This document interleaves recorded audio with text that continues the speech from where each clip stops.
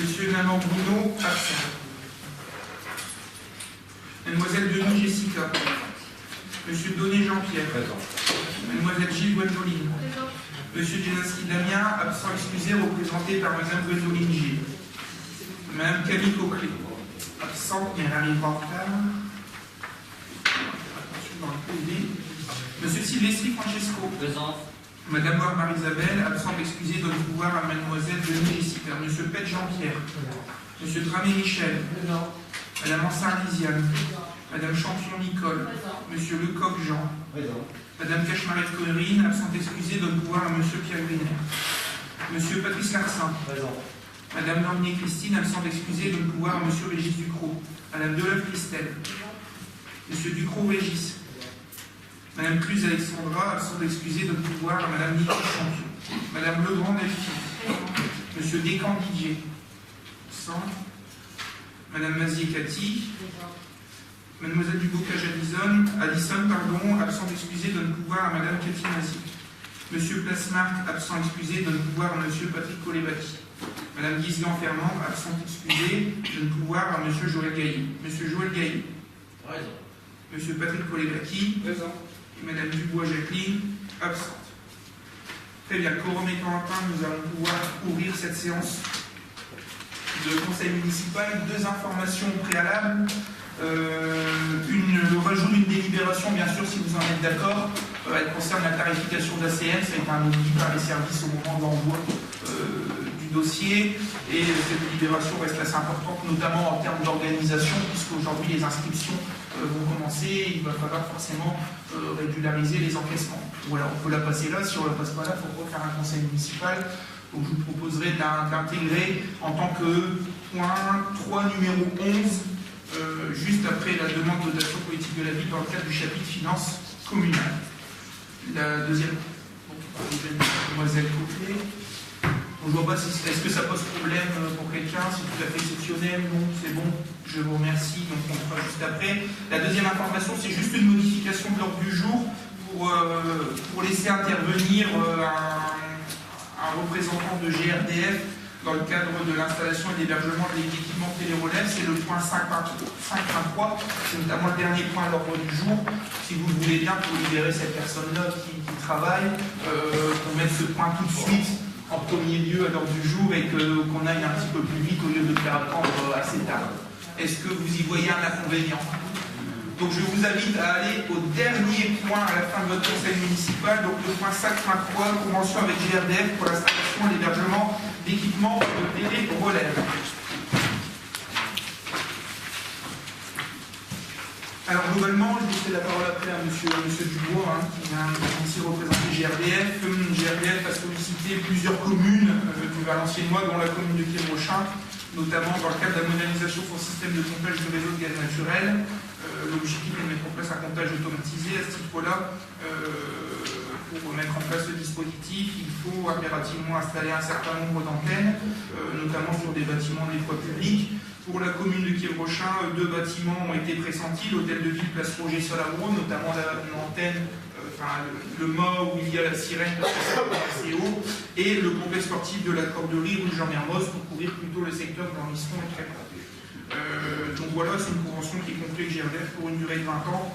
C'est la durée de vie normalement des équipements pour qu'on puisse autoriser GRDF déjà à installer, à accéder aux biens et puis à pouvoir faire la maintenance nécessaire de ces équipements. Je vais peut-être laisser la parole à M. Dubois, qui est certainement beaucoup plus compétent que moi pour vous expliquer un petit peu ce principe. Voilà. Merci, monsieur le maire. Alors, je pense qu'il faut utiliser le micro pour l'enregistrement. Très sincèrement, je vais tenter de rester devant.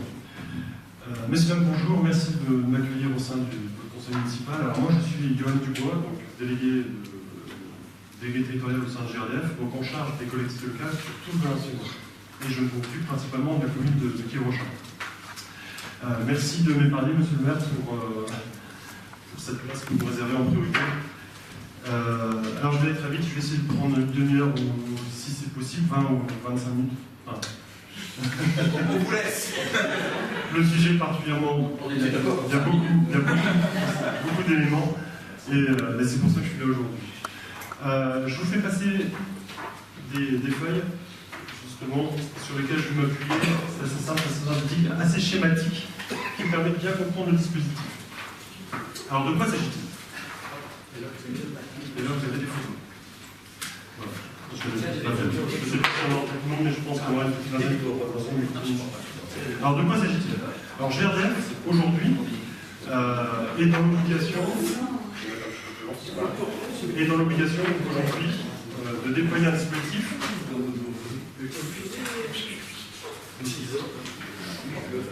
C'est bon. C'est l'autre qui sera intéressant.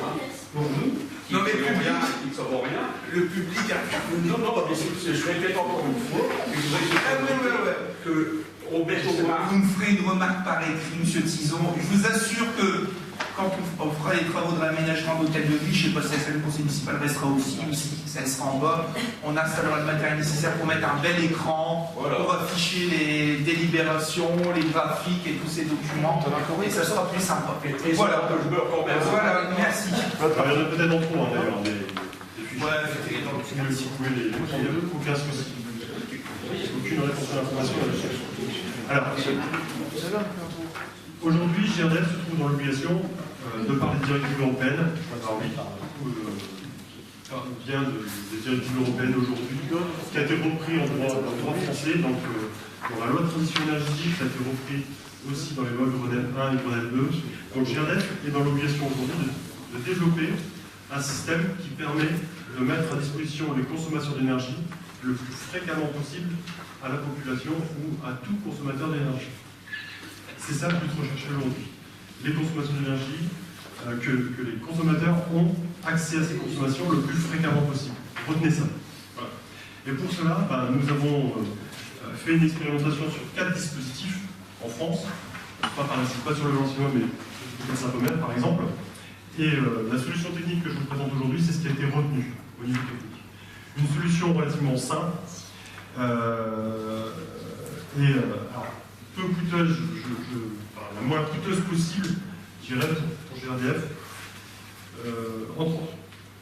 Alors, comment ça fonctionne? Sur la petite fiche, en bas, vous avez tout simplement un compteur qui sera tout simplement muni d'un dispositif de relève à distance, c'est-à-dire un dispositif radio. Je parle bien de la radio.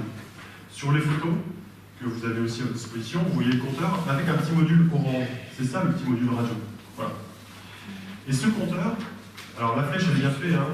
GRDF aujourd'hui parle de compteur communicant, mais c'est pas forcément réellement un compteur communicant, parce que quand on communique, il y a un aller-retour dans une conversation. Et bien là, c'est pas le cas. La flèche elle est relativement bien faite, c'est un compteur qui envoie des informations que dans un sens. Donc le compteur va envoyer la relève, votre adresse, voilà, à ce qu'on appelle un concentrateur. Alors, Monsieur le maire parlait d'une petite d'antenne, en effet. Le concentrateur est muni d'une ou deux antennes qui font 50 cm que vous avez d'ailleurs, plus en photo sur la photographie. Voilà. Bon, ça mesure 1 mètre de haut maximum. Donc le compteur va envoyer une impulsion, voilà, et c'est une onde radio. Alors quand je parle d'une onde radio, c'est la radio que vous écoutez chez vous. Hein. Quand vous écoutez la radio, c'est entre une fréquence entre 89 et 108 MHz. Là, on est sur une fréquence de 169 MHz, par exemple. Pour vous donner quelques petits comparatifs, les babyphones qu'on met à la tête des enfants, on a une fréquence de 469 MHz, par exemple. Les micro-ondes qu'on utilise chez soi, c'est plutôt 1 GHz. Les téléphones portables, c'est entre 800 et 2-3 GHz. Voilà. La TNT, on est sur du 14 à 17 GHz, par exemple, etc., etc., etc. Comme nous, l'information qui va transiter, ce n'est qu'une chaîne de 30 caractères, on n'a pas besoin d'une fréquence très élevée. Et voilà. Donc c'est pour ça qu'on a demandé au pouvoir public de nous allouer une plage de fréquence assez basse. Voilà. Donc c'est de la radio. On a aussi travaillé sur le temps d'émission. Alors le compteur va être relevé 1 ou 2 fois par jour. En gros, ça va durer 1 seconde par jour. L'impulsion du compteur vers le concentrateur, le relais téléphonique. Hein. Quand je parle de concentrateur, c'est le relais téléphonique. C'est la petite boîte que vous voyez sur la photo en bas de la photo. Ça mesure, je dirais, 40 cm sur 30 cm de large. En fait, cette impulsion va durer une demi-seconde, mais comme on va l'utiliser 2 fois par jour, donc voilà, le compteur va émettre 1 seconde par jour. Voilà.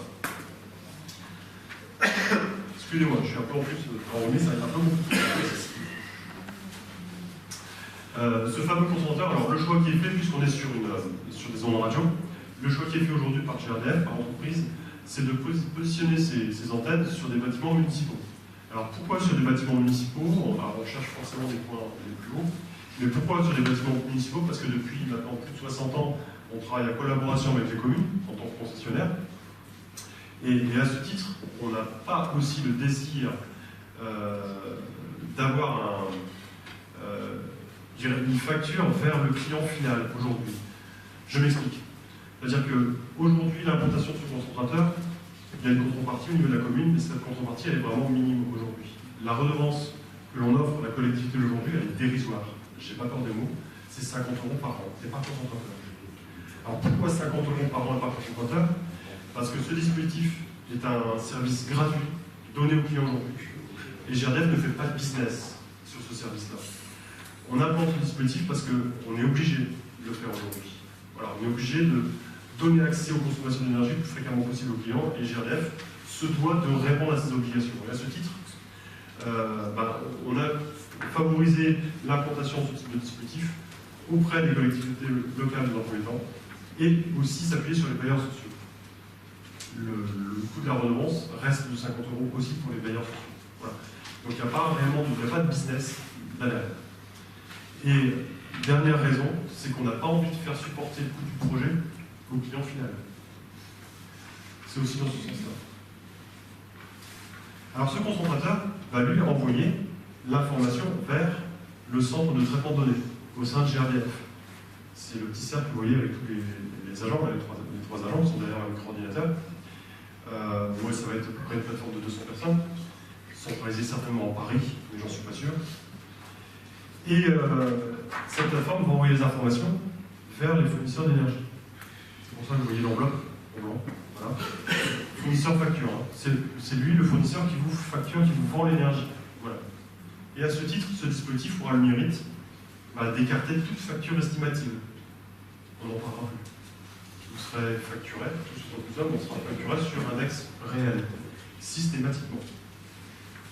Donc les relais estimatifs, ce sera quelque chose à occulter par la suite. Voilà. Et alors, il manque une flèche, c'est les clients qui sont là. Paye leur facture, c'est ça. Paye leur facture, certes, c'est vrai. Mais les clients peuvent aussi aller rechercher ces informations. Alors, ils peuvent aller rechercher leurs informations sur le compteur, parce qu'il y aura toujours possibilité d'aller relever son compteur dans son coffret, par exemple. Donc, il y aura toujours ce cadran avec les roues qui tournent. C'est visuel, c'est mécanique, et c'est plutôt rassurant. Mais il y a aussi la voie classique, enfin, la voie moderne, si je peux dire. On passe par Internet, les réseaux, et on va se connecter sur le site de GRDF, et vous allez gratuitement, là pour le coup, j'insiste sur le fait, gratuitement, rien ne vous sera facturé pour la relève des consommations. Vous allez pouvoir vous connecter et aller rechercher vos consommations tous les jours, par exemple, si ça vous aime. Vous aurez quelques cas. Je vous en prie. Allez-y, Je viens répondre aux c'est un questions. échange. C'est un échange. J'ai deux questions. La première question, c'est GRDF, c'est une entreprise publique. Donc, quand vous dites on est des prévisions de faire payer le coût, il faut que vous ayez l'accord de l'Assemblée nationale pour faire payer le coût, pour augmenter une mesure. C'est pas vous qui décidez d'un prix. On est bien d'accord. Donc, c'est un abus de langage que de dire qu'il est hors de question de faire supporter le coût aux consommateurs, puisque c'est pas vous qui décidez du coût, c'est l'État français. Jusqu'à présent. Deuxième question, vous parlez tout à l'heure de mesure. C'est la radio qui va pouvoir mesurer. Donc cette mesure-là va se faire sans qu'il y ait modification du compteur. Alors, je n'ai pas abordé ce point-là. Ah, Alors, pour parce que sinon, je vais dire, vous êtes très fort parce que EDF, ils veulent le faire et nous font changer de goût, et vous arrivez à le faire sans changer. Alors, je n'ai pas cette prétention d'être très fort. C'est très bien. Par rapport à votre première question.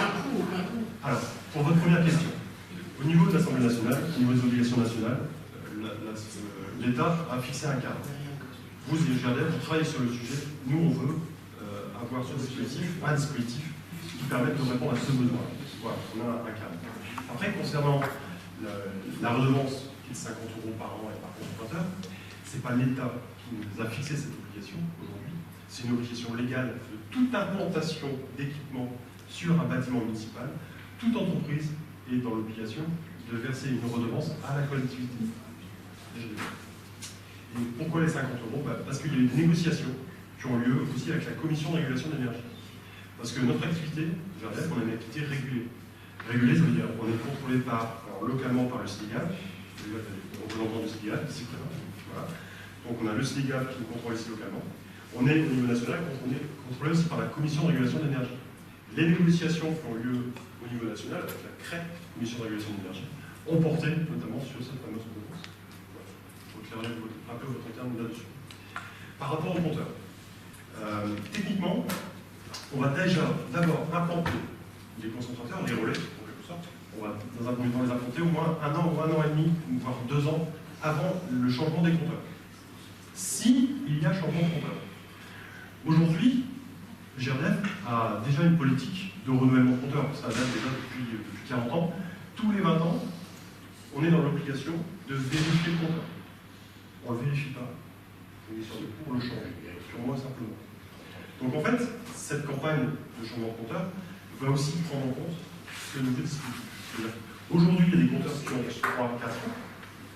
Ces compteurs qui ont 3-4 ans sont munis de ce qu'on appelle une petite prise d'impulsion basse fréquence. Et on va tout simplement pouvoir leur coller dessus un module radio et le connecter au compteur existant. Donc les compteurs de moins de 6 ans sont déjà prévus pour recevoir ce module radio. Si le compteur est trop vieux, on le change, purement et simplement. Mais on le change dans un second temps. Dans un premier temps, on installe le relais, quelque sorte, le concentrateur, et après, les compteurs. Ça s'appelle les compteurs. Voilà. Ça coûte cher? Pour le particulier, non. Pour le particulier. Rien. Non, mais pour vous. Pour nous, ça nous coûte 1 milliard d'euros. Pour toute la France. C'est 1 milliard à peu d'euros. près la même chose que l'électricité. Que le changement de compteur, il y a à peu près le même. Non, je crois que Linky sont sur des coûts de 4 ou 5 milliards d'euros, je crois, national. Non. Eux, Eux changent de compteur. il faut que vous avez changé que simplement il y a une émission dans les deux sens. C'est-à-dire que du plateau de contrôle, ils savent aussi renvoyer un message à l'outil. Tandis que là, c'est juste un relais qui va dans le sens. Mais il y a pas de contrôle du compteur à distance. Non. Donc, il y a un contrôle du compteur à distance. Alors, voilà. Enfin, je veux éviter de faire des comparatifs parce que Linky, c'est pas du tout mon domaine. Mais si je peux vous rassurer, en fait, notre compteur, lui, c'est pour ça que je parle de compteur communicant, oui et non. Il ne communique pas réellement, en fait. Il envoie simplement sa pression dans un sens. Mais oui, en effet, on ne prend pas le contrôle du compteur à distance. On ne sait pas faire. Ce que je n'ai pas insisté sur un point, je pense qu'il est capital. On ne fera que de la relève. On ne fera que de la relève. GRDF, il n'a pas d'intérêt à commander un compteur à distance, à l'équipe, par exemple, ou autre. Alors, établir une histoire de coût, c'est un dispositif qui ne sert pas tout le temps. Enfin, si on doit faire une coupure, autant aller sur place. Dire, au vu du nombre de compteurs, autant faire des interventions sur place. Parce que d'avoir un compteur qui puisse se couper à distance, on ne l'utilise pas tous les jours, ça ne sert à rien, c'est des coûts, en fait, générés en trop, pour rien. En plus, deuxième aspect, il y a l'aspect sécurité. C'est-à-dire que systématiquement, quand il y a une coupure, derrière, il y a une remise en service, systématiquement, pour une raison de sécurité, on fait des contrôles, on fait des vérifications d'installation de la contrôle d'étanchéité. Voilà. Donc, on a aussi cette obligation, c'est qu'il y aura toujours finalement un bonhomme, un agent, qui va se déplacer sur place pour faire la mise en service, ou une remise en service, ou une coupure, malheureusement, quand les fournisseurs d'énergie nous donnent l'ordre de faire des coupures. Voilà. Est-ce que j'ai répondu à vos questions? Tout à fait. N'hésitez pas, n'hésitez pas à me poser des questions. Je suis là pour faire mon honneur. Effectivement, s'il y a d'autres questions, peut-être plus sur l'explication. Me rappeler quand même, conseil municipal, ce qui nous engage, nous, c'est d'adopter une convention d'occupation, donc c'est d'autoriser les services GRDF d'installer une antenne, hôtel de ville, complexe d'accorderie, et pouvoir y accéder pour faire la maintenance de leur équipement, la maintenance nécessaire. Voilà un petit peu aujourd'hui dessus, et puis m'autoriser à signer, adopter la convention, et puis m'autoriser à la signer effectivement sur le sujet. Est-ce qu'il y a d'autres questions? Merci. Oui. Si vous s'ouvrez. Oui. gaz qui sont en extérieur, tout le dispositif rentre dedans, ça reste toujours à l'extérieur, ça ne rentre pas dans le bâtiment.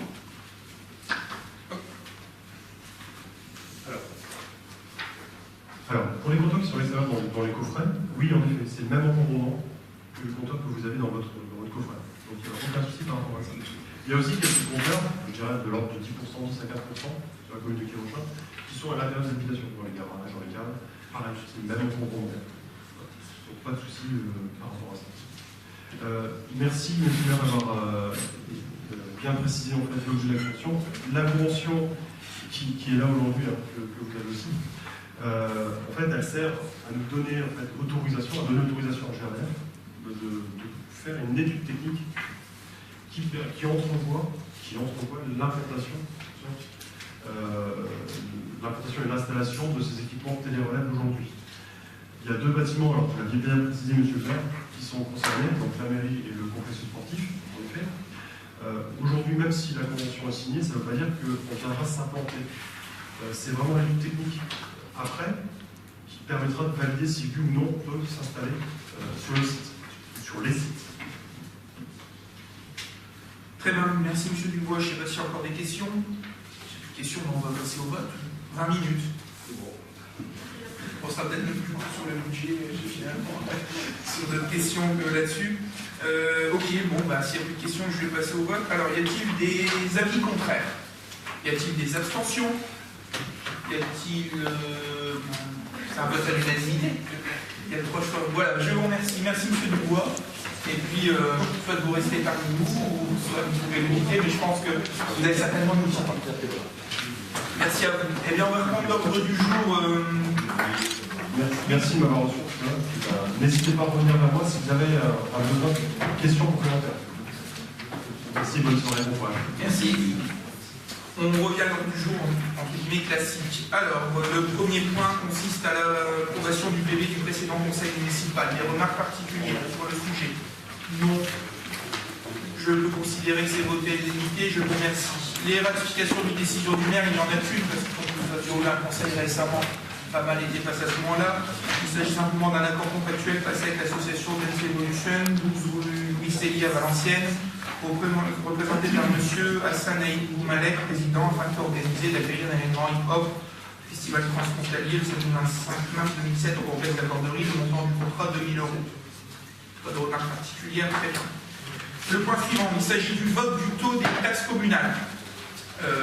3 taxes communales, la taxe d'habitation, la taxe foncière bâtie, la taxe foncière non bâtie.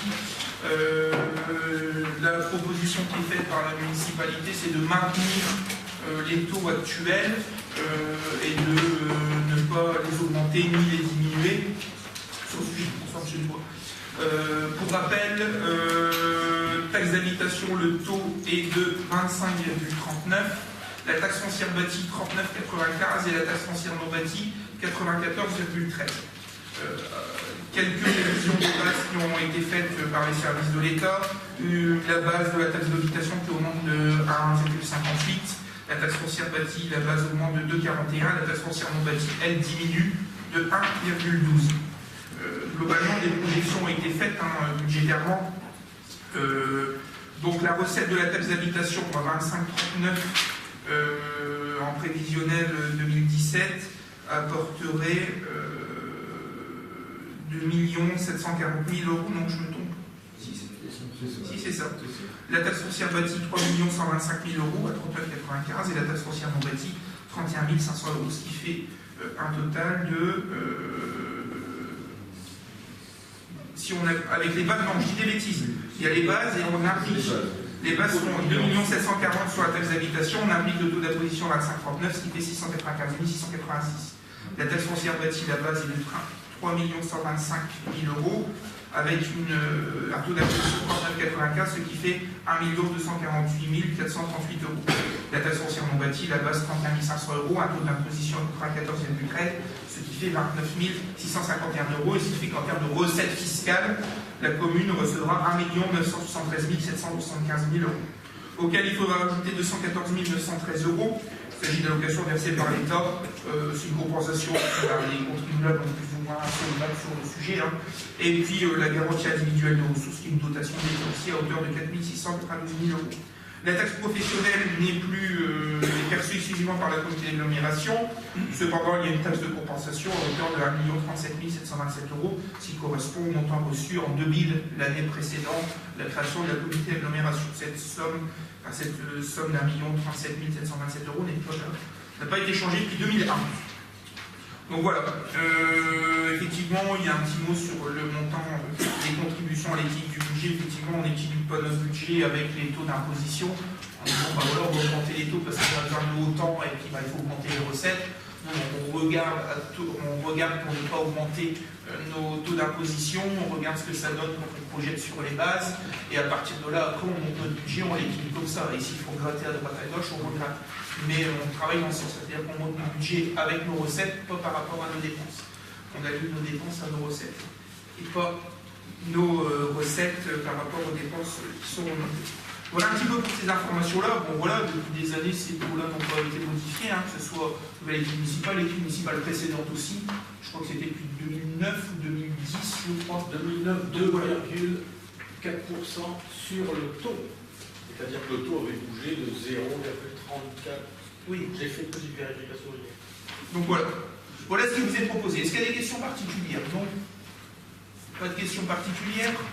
On peut passer au vote. Y a-t-il des abstentions, des avis contraires? Votez à l'unité, je vous remercie. La présentation du budget et le vote du budget principal de la commune de Quiévrochamp. Un budget qui s'équilibre en dépenses et en recettes à hauteur de 7 664 088 € en section de fonctionnement et à 4 221 920 € en section d'investissement. Les détails sont donnés. Alors, en ce qui concerne les recettes de fonctionnement, produits des services, domaines, ventes diverses, et chapitre 70, on prévoit, on ouvre des crédits à hauteur de 85 000 €. Les recettes fiscales, impôts et taxes, 3 325 000 €. Les dotations, subventions et participations à hauteur de 3 344 088 €. Les autres produits de gestion courante, 80 000 €. Les produits exceptionnels à hauteur de 2 176,65 €. Les atténuations de charges à hauteur de 145 000 €. Et un excédent de fonctionnement reporté, 682 823,35 €. Les dépenses de fonctionnement sont à l'équilibre. Nous prévoyons en chapitre 011, nous ouvrons des crédits à hauteur de 1 683 500 € pour les charges à caractère général. Les charges de personnel et frais assimilés, nous ouvrons des crédits à hauteur de 3 500 000 €. Les autres charges de gestion courante, des crédits à hauteur de 1 343 588 €. La charge financière, c'est le remboursement de l'intérêt de la dette. La commune, 217 000 € d'ouverture de crédit. Les charges exceptionnelles, 205 000 €, le virement à la section d'investissement, 523 000 €, et les opérations d'ordre de transfert entre sections à hauteur de 192 000 €. Sur la partie fonctionnement, une petite présentation aussi de la section d'investissement. Donc la section d'investissement avec des dépenses d'investissement à hauteur de 4 221 920 € qui se présente comme ci, remboursement de la dette et des emprunts 570 000 €, de la réserve foncière 187 501 €, c'est notamment des rares puisque c'est des actes qui ont été signés notamment à la Belle Époque et quelques petites choses à côté mais où la trésorerie n'a pas encore transféré.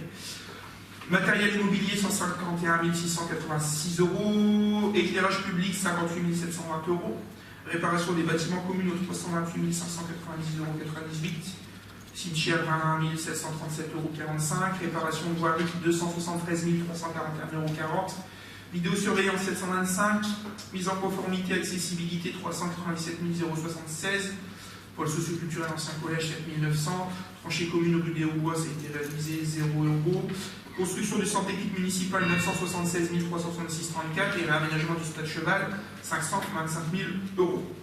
En termes de recettes d'investissement, il y a d'abord le résultat d'investissement reporté 2016 à hauteur de 820 553,03 €, le virement de la section de fonctionnement de 523 000 €, les montants des opérations d'ordre de transfert qui correspondent en fait aux amortissements à hauteur de 192 000 €, et des dotations fonds divers, notamment le fonds de compensation sur la taxe de valeur ajoutée, FCTVA, donc sur les investissements 2017, les investissements réalisés en 2015.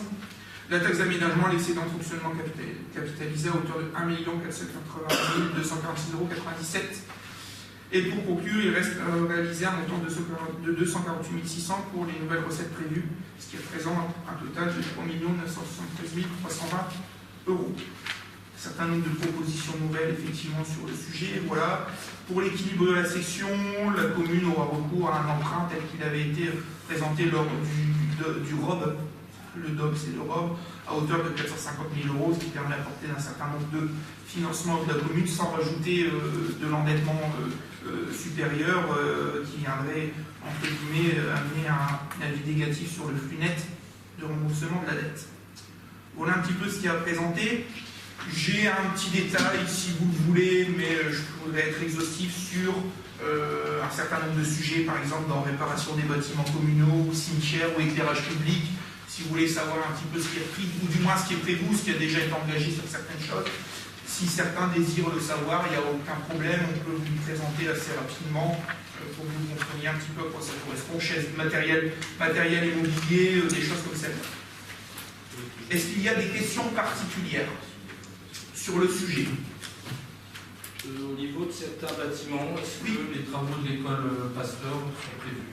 Les travaux de l'école Pasteur, nous avons sollicité l'année dernière la DPV, ce qui représente une subvention de 145 188 000 € hors maîtrise d'œuvre, CSPS et compagnie. Budgétairement, cette année, ce n'était pas possible, mais il n'y avait pas que l'aspect budgétaire. C'est que les travaux étant lourds, ils doivent se faire inéluctablement hors période scolaire, et ça ne pourrait se faire que durant les vacances de juillet-août. Or, aujourd'hui, il y a eu les notifications et les informations budgétaires que courant janvier-février, temps de recruter un maître d'œuvre, de lancer des appels d'offres, on n'aurait pas réussi les délais pour tenir ce genre de choses durant l'été. Donc, on a préféré préparer les choses pour réaliser les travaux de l'école Pasteur en juillet-août 2018.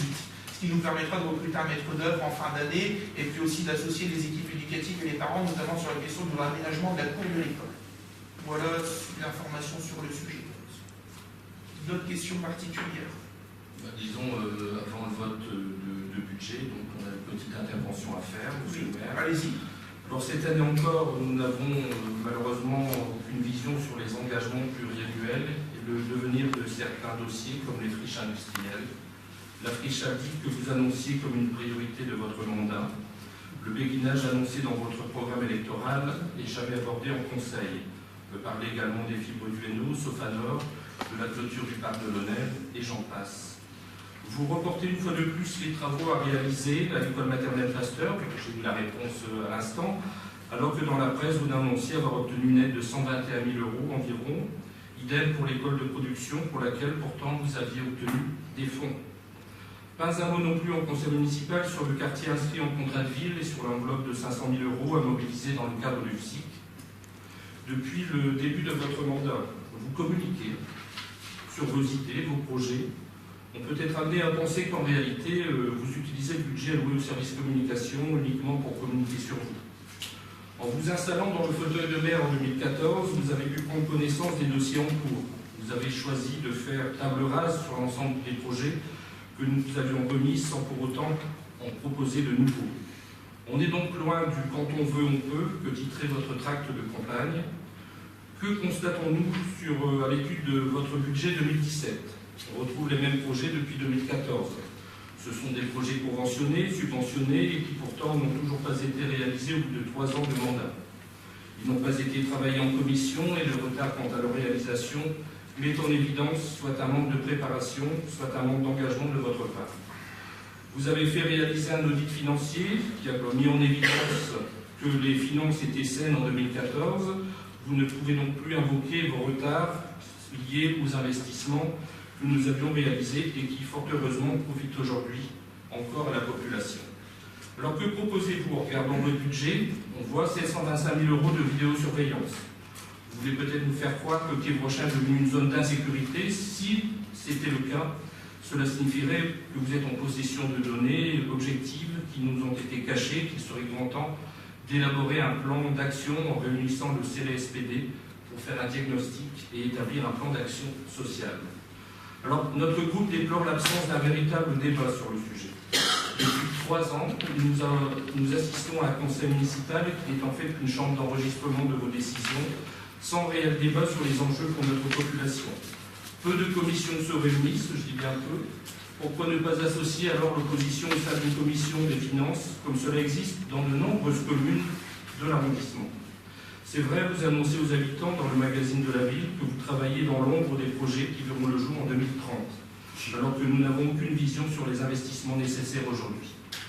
En réalité, vous avez fait volontairement le choix d'un coup d'arrêt du développement de Quiévrochin.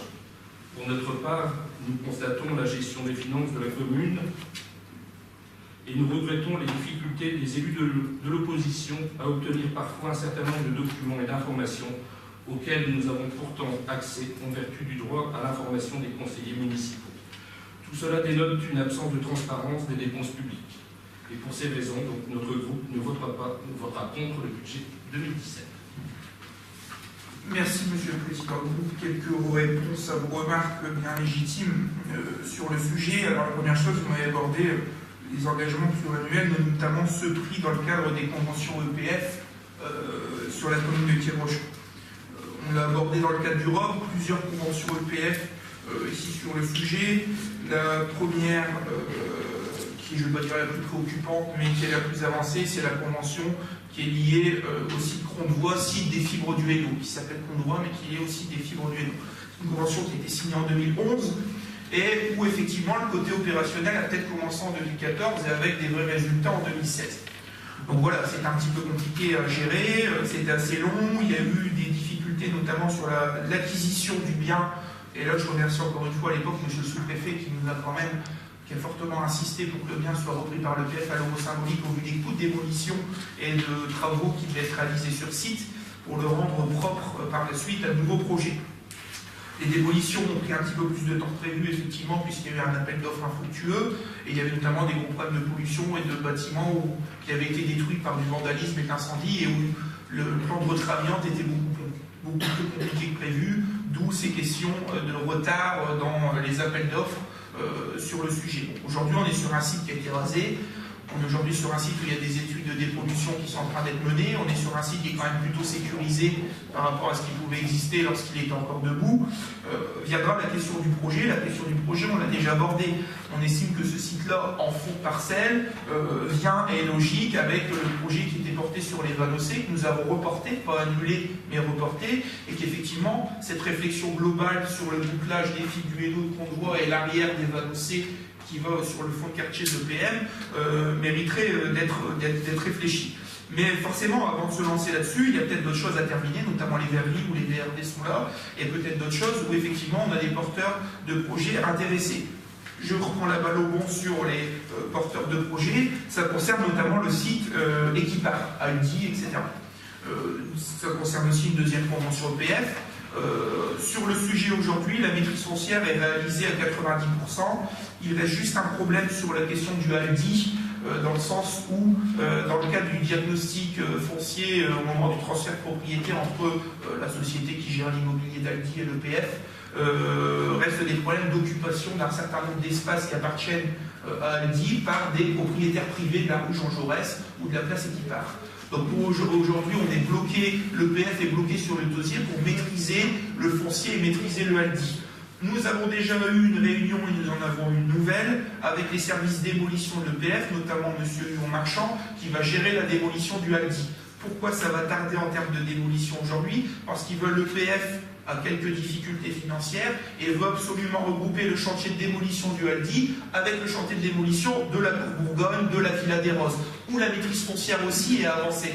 Ce qui veut dire que tant que les maîtrises foncières ne sont pas réalisées sur les deux sites, pour mener un gros projet de démolition et finalement réduire les coûts, puisque avec vaut mieux faire un seul gros chantier que deux petits chantiers de chaque côté. Aujourd'hui, d'un côté, la maîtrise foncière est bien avancée, d'un autre côté, on a une difficulté pour finaliser cette maîtrise foncière, notamment au niveau de Aldi, pour lancer les démolitions. Mais les travaux, il y a un travail qui est fait en off par l'EPF pour que dès que cette maîtrise foncière soit lancée, les marchés de travaux soient lancés. Vient la question du projet, effectivement. La question du projet sur le site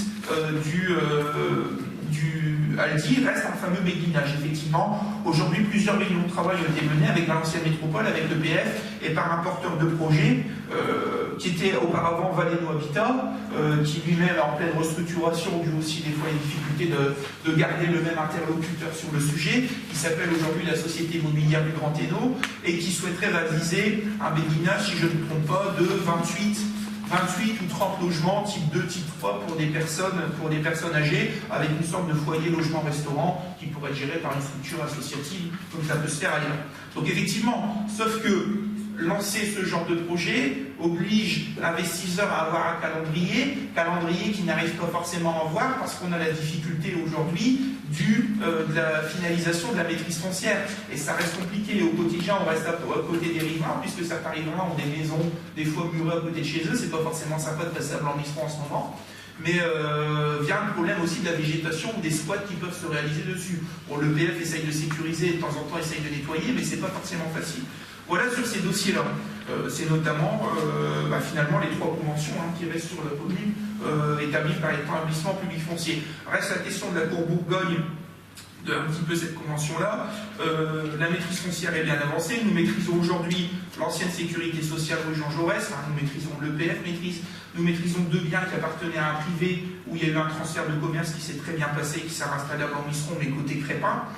Nous maîtrisons la Villa des Roses et dans la prochaine maîtrise viendra la question de la Cour Bourgogne et notamment des commerces qui font le coin de la rue Condé.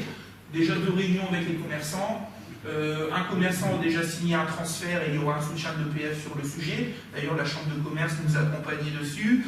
Un deuxième commerçant, chaque commerçant est à part il y a 2 autres commerçants, un qui est plutôt en fin de carrière et envers qui ça serait peut-être par un déménagement, mais la personne terminant, elle est en train de regarder si elle peut terminer, avoir sa retraite et offrir une indemnisation enfin en reprenant le fonds de commerce et elle fermerait son commerce qui éviterait de refaire des transferts et compagnie. Et un deuxième commerce aujourd'hui où les discussions étaient beaucoup plus récentes puisque les personnes n'avaient pas pu participer aux premières réunions.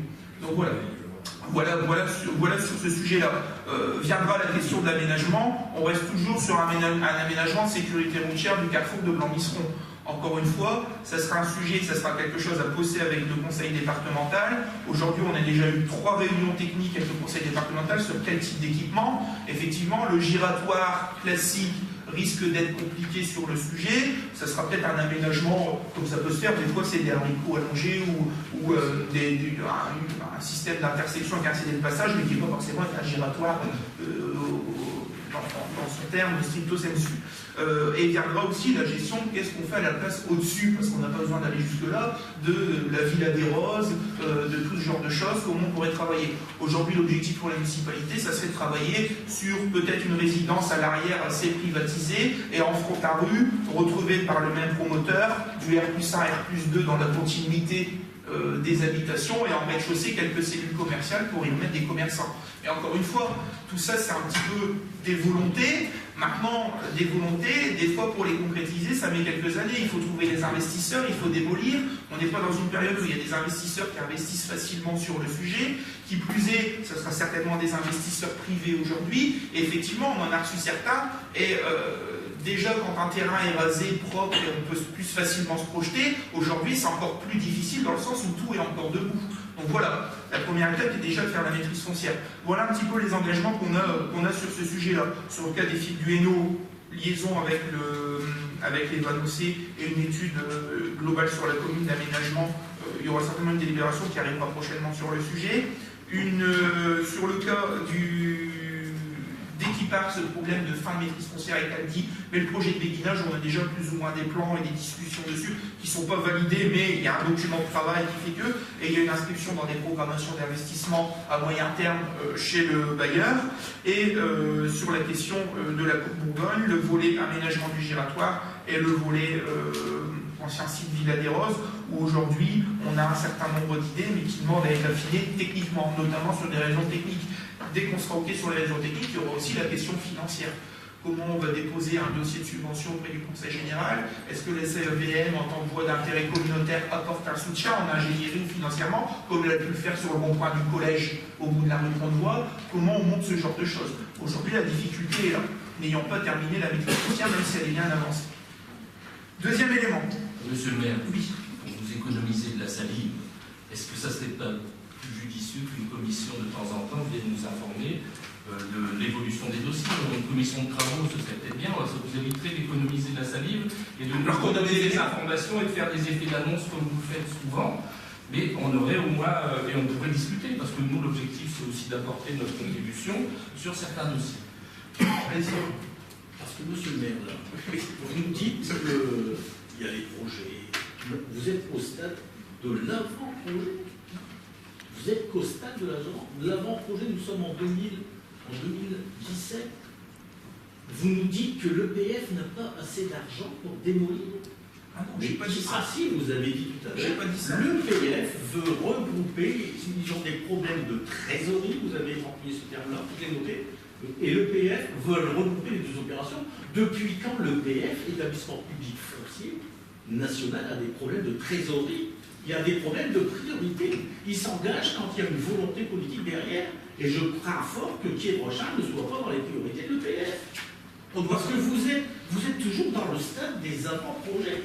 Vous m'excuserez de vous critiquer, mais on est obligé là. Vous nous dites, vous admettez et vous revenez sur ce que vous nous avez dit en 2014. Et on n'a pas progressé. Je vais vous donner. Ah, on n'a pas progressé. Bah écoutez, je pense que sur les fuites du Hainaut, si on n'a pas progressé, on est arrivé, il n'y avait rien. Franck-Olivier Lachaud, l'ancien sous-préfet, avait dit je suis content, je vois Quiévrochin. Ça fait 3 ans qu'il y a une convention, j'ai jamais vu personne. Ça crame toutes les semaines, mais j'ai jamais vu personne. Venir nous voir sans sous-préfet en disant il se passe des choses, il faut faire quelque chose au fil du Hainaut. Ce que je veux simplement vous dire. Attendez. Allez-y, terminez. Monsieur le maire, je veux simplement vous dire, en vous lisant, vous travaillez dans le. Quand est-ce que vous allez passer de l'ombre à la lumière?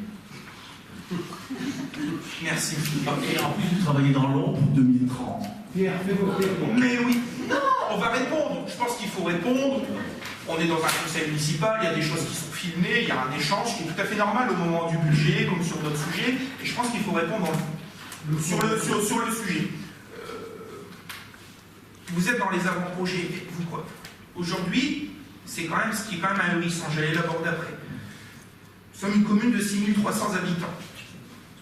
Est-ce une commune de 6300 habitants? Déjà, elle pourrait, je connais des communes qui auront 60-65% de charge de personnel. On embauche à tour de bras, etc. Tout ça, des ingénieurs, c'est très bien. Ça permet peut-être pour ces communes-là d'avancer ou quoi que ce soit. Une commune comme la nôtre, elle a 50% de charge de personnel. Nous n'avons pas forcément une ingénierie forte pour porter et suivre directement ces sujets. Nous avons terminé les projets quand on est arrivé. Une élection municipale, c'est des fois une page qui se tourne, effectivement. C'est aussi des fois une nouvelle histoire qui commence. Mais quand on tourne la page, on ne tire pas un trait. C'est-à-dire qu'il y avait des choses qui étaient en cours, comme demain, il y aura des élections dans 3 ans, peut-être qu'une nouvelle équipe municipale arrivera, il y aura des choses qui seront déjà engagées en termes de travaux, peut-être de gros projets, puisqu'on y sera arrivé, j'espère qu'on y sera arrivé. Et s'il y a une nouvelle équipe municipale, qui par chance arriverait à la tête de cette commune en termes de gestion, en groupe majoritaire, elle arrivera en disant, bah voilà, effectivement, l'équipe est arrivée, bah, ils ont engagé tel projet, tel projet, tel projet. Il n'est pas terminé, on a peut-être encore pour 1 an, voire 2 ans. Donc on va terminer ce que les autres ont fait, et puis on va avancer. Et tant qu'on termine, on commence déjà à faire ces fameux avant-projets ou quoi que ce soit, pour avoir des résultats concrets dans les années qui arrivent. Donc voilà, première chose, les questions d'ingénierie. La deuxième chose, même si on a un coup de main et qu'on arrive quand même à avoir la communauté d'agglo et un certain nombre d'agents qui peuvent nous donner un coup de main, ou des cabinets extérieurs sur le sujet, ça nous permet quand même de souffler. Mais on est quand même une commune de 6300 habitants. Je peux aller dans des communes des fois qui font 10, 15, 20 000, ça ne m'intéresse pas, c'est pas Quiévrochin. Je ne suis pas le maire de ces communes-là, vous n'êtes pas élus là-bas, les élus là-bas fonctionnent comme ils veulent. Qui n'arrivent pas à sortir des fois un dixième de ce genre de choses. Je vous rappelle une chose aussi, c'est que sur les conventions EPF, ce sont des conventions qui sont signées dans le cadre d'un accord et d'une convention, la durée sur une durée de 2 ou 3 ans, avec la communauté d'agglo. C'est-à-dire que la convention, elle est signée entre la ville et l'EPF dans le cadre d'un accord général avec l'agglo. Dans beaucoup d'autres communes, des fois où ça va beaucoup plus vite, et notamment parce qu'il y a des politiques comme l'ANRU, il y a des politiques comme du PNR4, etc., les conventions signées avec l'EPF sont signées entre l'EPF, la communauté d'agglo et la commune en direct. Ce qui fait que, généralement, la communauté d'agglo reprend la maîtrise d'ouvrage et arrive à injecter l'ingénierie, à aller chercher des moyens supérieurs à ce que nous, on peut trouver, parce qu'il y a aussi ces fameuses ANRU 2 et du PNR4. Ce n'est pas le cas chez nous, on n'a pas été repris dans ces géographies-là. Donc, effectivement, il y a un certain nombre de verrues à maîtriser sur lesquelles vous avez lancé, sur lesquelles nous continuons sur d'autres secteurs. certaines qui aboutissent pas, comme Sofanor, et puis la convention a disparu et c'est terminé, c'est malheureux, parce qu'on n'arrivait pas à s'entendre depuis des années, des négociations avec entamé de vos côtés, on a essayé de les poursuivre, ça s'est jamais fait, voilà. Mais ce que je veux simplement dire aujourd'hui, c'est que on ne peut pas tout faire sortir d'un coup, financièrement, techniquement. Aujourd'hui, effectivement, on a énormément des idées comme vous. On en a tous, je pense que tous les gens autour de la table, il y a des gens du public qui ont des idées, qui ont envie de faire des choses ou quoi que ce soit. Sauf qu'entre le temps de l'idée, regardez si l'idée est réalisable techniquement, financièrement, aller chercher les partenaires, faire sortir le bébé et couper le ruban, il se passe des fois plus dans. Vous savez très bien. Vous avez. Mais non, pas du tout. Regardez les vanneaux. Me dites pas que les vanneaux, ça a commencé quand? Les vanneaux, c'est un projet qui est sorti à la fin des années 90. Je dirais même plus, et je vais vous dire pourquoi. Preuve à l'appui avec des photos d'archives. Le projet était là depuis des années, puisque quand le giratoire a été fait à la fin des années 80 avec l'arrivée de la ZAE, existait déjà l'embranchement routier d'amorce pour créer un quartier au Vanneau. On était à la fin des années 80. Le quartier est sorti de terre ici, courant des années 2000. On est sur la fin. Vous verrez après, il y a les 2 terrains qui ont été vendus. C'est question à question. Vous avez vu le temps que ça a mis sur des terrains en zone agricole, donc pas de problème de pollution.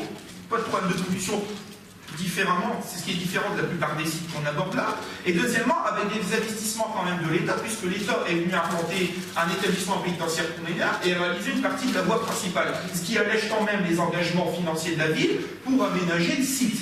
C'est là ce qui n'est pas le cas. C'est l'époque avec le PM. On est tout d'accord avec ça. Mais depuis des années, il existe un projet des vanneaux. J'ai même retrouvé, il y a une personne qui est dans le public, qui est là, qui ne se reconnaît pas, qui m'a donné des documents de schéma directeur qui dataient de 78 ou 79, où existait déjà, la ville avait pris une aime à l'époque, le projet d'aménager un quartier au Vanneau, à l'époque. Effectivement, il y a eu. Sur lequel M. Tison se posait. Mais il y a eu. Non, au-delà de ça, il y a eu sur le réseau. Comme bien d'autres choses, il y a eu malheureusement d'autres priorités, il s'est peut-être passé d'autres choses, c'est pas une critique, parce que dans la vie municipale, il arrive d'autres choses. Comme nous, arrivé le problème des ateliers municipaux, voilà, on aurait pu encore gérer le bâtiment, même si c'était pas le temps pendant quelques années, par développer un autre projet, par développer le projet du CTM aujourd'hui, il se fait techniquement et financièrement encore, ça tient à peu près la route, mais techniquement, le temps qu'on passe là-dessus, on ne passe pas à faire autre chose. Voilà la réalité sur le sujet. Vous parlez de notre projet, le parc de l'Aunel et compagnie. Sur le parc de l'Aunel, il y a quelque chose de simple, c'est que vous savez, vous m'avez parlé tout à l'heure d'un tract au niveau des élections. Dans ce tract-là, il y avait certainement écrit aussi que nous irons chercher un maximum de partenaires et de subventions. C'est ce qu'on fait depuis 3 ans. Vous l'avez fait aussi, mais je crois qu'il y a très peu de conseils municipaux où il n'y a pas un point à l'ordre du jour où on ne demande pas une subvention. Je pense que si on fait le tour de tous les conseils municipaux depuis 2014, la majorité de ces conseils sont des points où il y a au minimum un point où on sollicite une subvention à droite à gauche, des fois des subventions minimes, des fois des subventions plus importantes. Des fois des subventions qu'on obtient, des fois des subventions qu'on n'obtient pas. Mais au moins on va les chercher. Dans ce tract-là, il est dit qu'on allait chercher des subventions. Pour le cas du parc de l'Aunel, on se rend compte qu'aujourd'hui, sur le projet du parc si on veut mener un projet sur le parc de l'Aunel, premièrement, il faut mener une réflexion globale. Deuxièmement, il faut avoir un projet assez mature pour aller chercher des fonds au département, pour aller chercher des fonds au niveau de la région, sur des fonds régionaux, sur l'environnement, l'aménagement, le cadre de vie, au niveau du département. Aujourd'hui, et maîtriser le foncier, notamment rue de l'abattoir. On vient de lancer un courrier auprès de Maison et Cité, puisque dans sa cour de l'abattoir n'a jamais été, et toujours propriété de Maison et Cité, la ville n'a jamais racheté. Ça fait des années que la ville l'entretient, mais aujourd'hui, on voudrait régulariser la situation. Mais aujourd'hui. C'était en D2, c'était en démolition de l'abattoir. Oui, je suis d'accord, mais aujourd'hui, il faut quand même maîtriser le foncier, la commune ne le maîtrise pas. Il faut le demander. Et ben, c'est ce qu'on a fait. Donc on est en train de le faire. Donc, vous avez pu le demander. Pour revenir sur le sujet, ça fait 3 ans. Peut-être fait 15 ou 20 ans aussi que ça aurait été fait. C'était démoli au début des années 2000. Non, pardon, parce que nous étions en aménagement. Il ne faut pas tout mélanger. Hein. Vous savez qu'on était en zone inondable. On l'est toujours. Après ça, on le sait qu'on l'est toujours. On vous l'a rappelé il y a 15 jours. Partiellement. On vous l'a rappelé il y a 15 jours. Et il fallait travailler avec le conseil de rivière pour faire des aménagements pour récupérer les eaux. Et ce projet-là a été abandonné par le conseil de rivière. Pas par la ville, ni par le conseil de rivière. C'est-à-dire repris avec les PPRI, les papiers, tout ce qu'on veut. Ce que je veux vous dire simplement, vous tournez comme vous voulez, mais si vous notez, outre la reprise des restes à réaliser 2016, 2 233 000. Hein, et vous affichez 4 221 000. D'accord. Quand même 2 millions de nouveaux projets. Ah non, ça fait pas grand-chose. Ça fait 1,7 million. Parce que ce que vous avez affiché, Ça fait 4 ans que vous le mettez. Je vois par exemple vidéosurveillance. Mais je vais venir. Mais attendez, je vais pas avoir quoi, monsieur Gaillet? Je vais pas avoir quoi. Mais sur la question du parc, l'objectif c'est d'aller chercher un certain nombre de financements dessus. Pour aller chercher ce financement, pour monter un dossier mature, monter un dossier mature, il faut prendre une AMO, travailler sur le sujet, se dire voilà ce qu'on veut faire du parc, voilà ce que ça va coûter, et à partir de là, on va taper aux portes à droite à gauche. Et à partir de là, si on a les subventions et qu'on a les moyens de suivre, des fois il faut peut-être un an ou deux pour que nous aussi, financièrement, on puisse mettre le complément pour faire quelque chose à la hauteur des enjeux. Là, on peut y aller. Aujourd'hui, c'est pas le cas. Donc aujourd'hui, on est dans la phase où AMO, études sur le parc. Je continue. Sur la question financière, effectivement, vous nous dites la commune financièrement, etc. Tout ça. Très bien. Je voudrais simplement dire que c'est pas parce qu'on a l'argent que derrière, il faut le dépenser ou le dépenser entre guillemets mal. Quand je dis mal, c'est pas sur le fond, c'est sur la forme. Je connais encore